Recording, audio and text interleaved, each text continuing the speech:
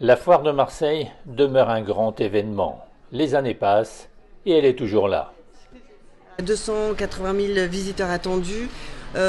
50%, ça c'est un chiffre qui est très intéressant, c'est 50% d'entreprises locales qui viennent du 13. Donc on voit que c'est vraiment un événement qui a un poids économique local très important pour les entreprises. Les foires sont pas en difficulté, elles sont en mutation en fait. Elles sont dans un système qui est différent aujourd'hui, où elles doivent justement se concentrer sur ce qui fait leur succès et pas se comparer à d'autres formes de commerce classiques, parce que c'est pas du tout la même chose. Donc les foires sont en train de se réinventer.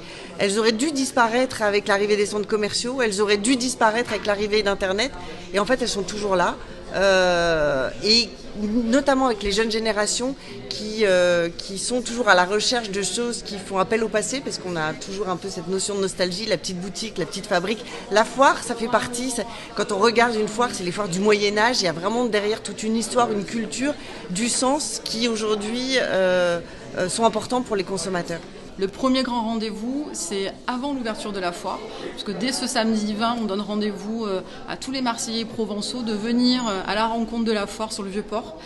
Ça, c'est notre opération, la foire hors les murs. C'est pour allécher un petit peu le public et donner envie de se retrouver la semaine qui suit.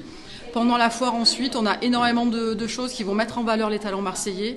Une exposition autour du cinéma, avec des ateliers interactifs, avec des décors, avec les coulisses du cinéma à découvrir, et venir à la rencontre de ceux qui font aussi le cinéma à Marseille.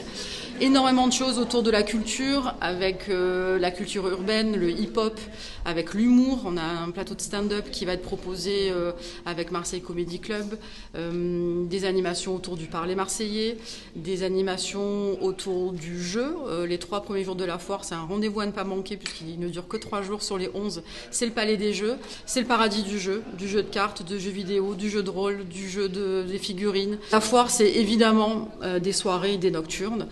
3 soirées gourmandes qui sont des soirées gratuites, avec une occasion de venir à la foire se restaurer et profiter d'animations.